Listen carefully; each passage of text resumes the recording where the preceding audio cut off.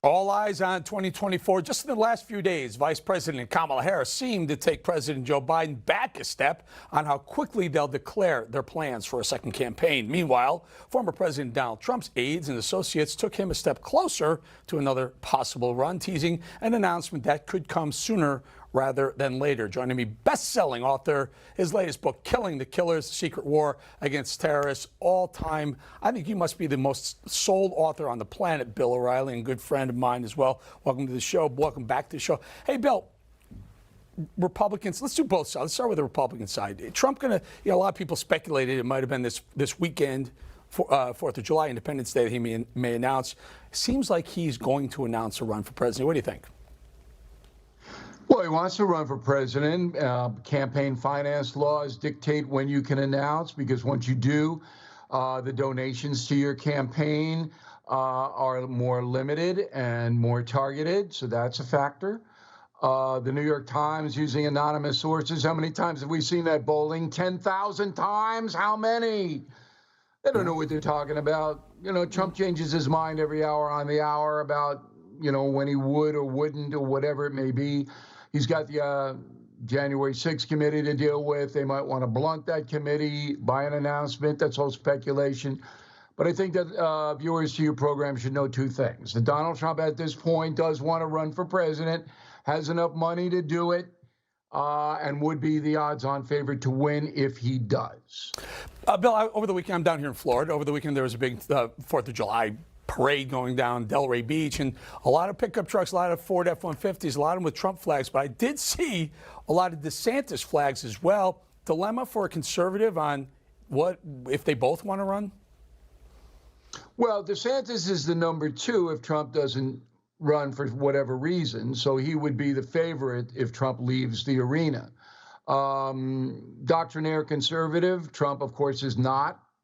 But DeSantis, I don't think, would primary Trump. That would be foolish for the governor to do. He's going to get reelected in Florida in November.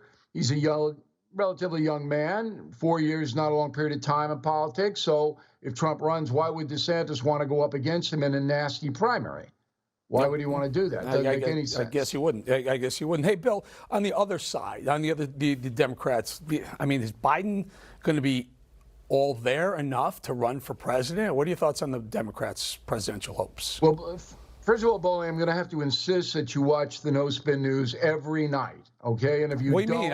What do you mean? I do. I got to tune. You know that there's no way on this earth Joe Biden is going to run for president again. He is not. A new poll out today says 71% of Americans don't want him to. I don't even know if he's going to make out his next 2 years after November. Tend to agree with you. Who's it going to be, Bill? Who's the Bill O'Reilly? I think it's going to be, and the Bill O'Reilly, boy, that would give Republicans a hard time if it were this person. Well, Newsom is the guy who's now taking the most aggressive stance. The governor of California clearly wants to run for president in 24.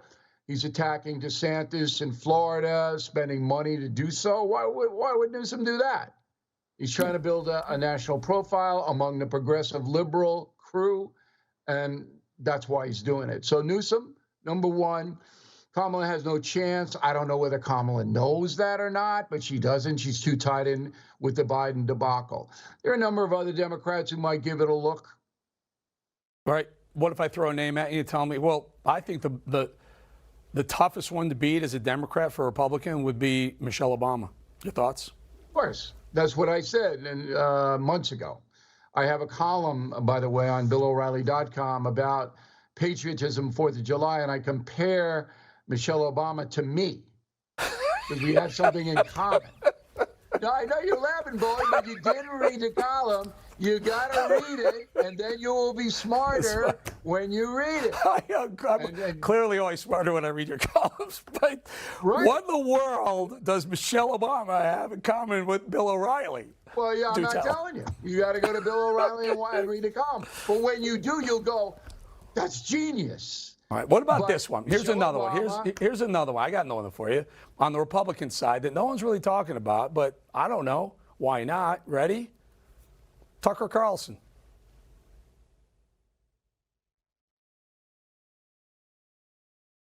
Speechless. You want me to reply to that, Bolling, or is this just a Yeah, that's what flight we of do. It's fancy on called your a part? talk show. So we're hoping I say something and you talk back. What do you think of that? Look, if Mr. Carlson wants to leave his extremely lucrative position at Fox News and run for president, then more power to him. But there isn't a chance in hell that, number one, he will do it, and number two, that he could succeed. Gotcha. Bill, I love you. Before we go, I have to pull up this picture, folks. Can you pull up the picture of this? And I got it. This just came on Instagram today. And I saw this picture and immediately thought of that's Holly, the beloved Holly. Now, you may or may not watch my show every night, Bill, but you do realize that we're actually saving the beagles from Anthony Fauci's illegal and awful experiments on beagles. We're wondering, do I have to start a program to save the corgis too? Can you put Holly back up for a second? Is this Holly saying, hey, Holly, blink twice if you need help? Bolling, this is true. Holly the Terror Dog has 3 million Twitter followers. All right? That's pretty and impressive. Since Holly the Terror Dog came on the scene, sales of corgis all over the United States have rocketed. And they're very sweet dogs, nice dogs, loyal dogs. And Holly has got a good situation with me. Well, I'll bet. Bill O'Reilly, always good having you on. And again, go out, get the book. He's the best-selling author I've ever met in my life, and it's fantastic stuff. And I got to start watching the show every day, Bill, if I can. You have to, Bolling. And read that column and report back to your viewers tomorrow about Michelle Obama and O'Reilly. What do they have in common? Michelle Obama. In fact, our viewers can weigh in. You can call me or text me, and we'll figure that one out. Bill O'Reilly, always great having you with us. Thanks for having me in.